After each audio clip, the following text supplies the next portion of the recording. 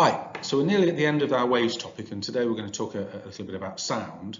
But before that, I just wanted to remind you that we've just finished electromagnetic waves, and there are some things you need to know about what they have in common. So they can all, so remember that's radio waves, microwaves, infrared waves, visible light, ultraviolet, X-rays, gamma rays.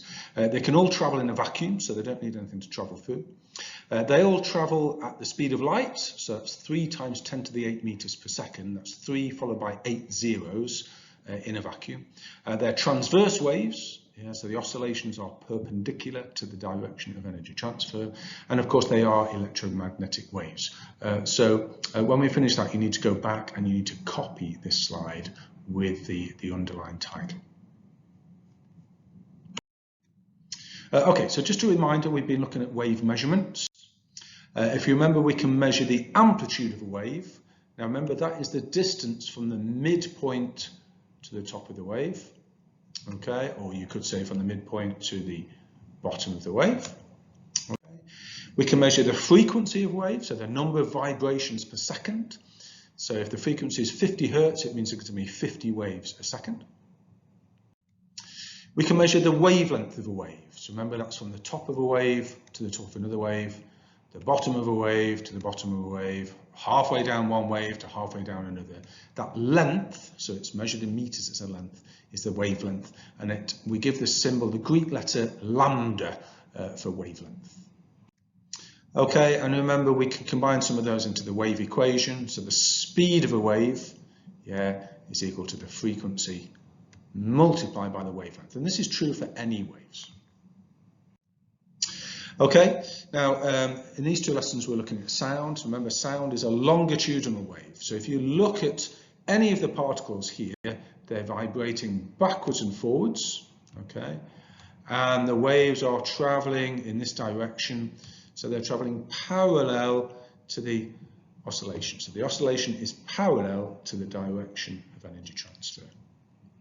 Okay, now in a longitudinal wave, where the particles are pushed together, we call that a compression. In this case, it's a slinky, but it could be the air particles squashed together in a sound wave. And where the particles are stretched apart, we call that a rarefaction. Okay, if this was a sound wave, there'd be low pressure in this area because there are a few particles.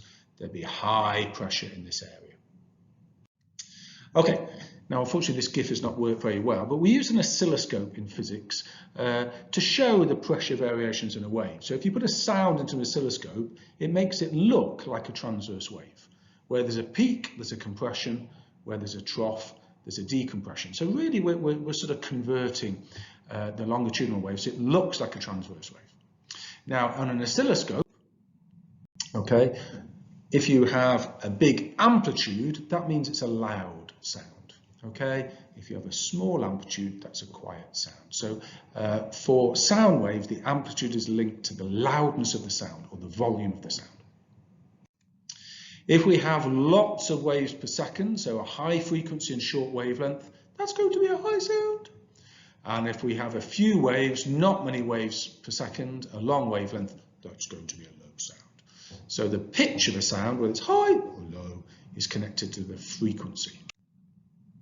Okay, now finally, I've got here on my phone, I've got a signal generator, so I can make sound of any frequency I want.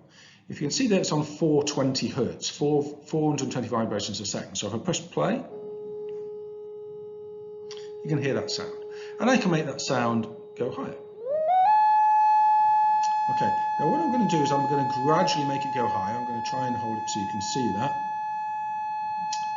Okay. So you see we're approaching 2000 hertz, 2112. Now I'm going to keep going.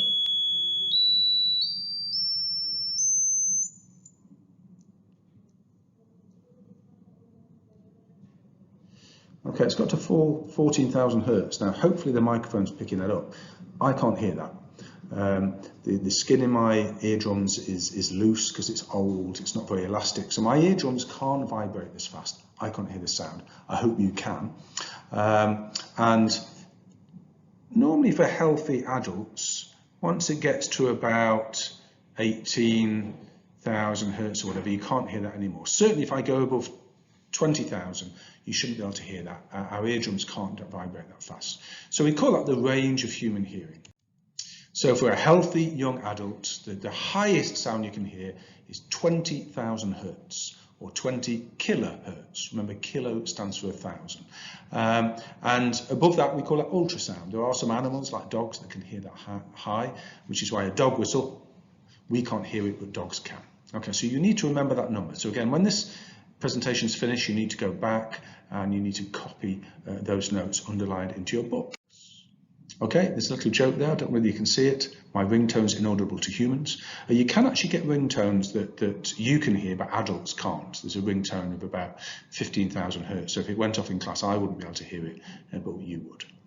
Okay, so you need to go back, you need to copy down those notes about electromagnetic waves and about the range of hearing. Thank you.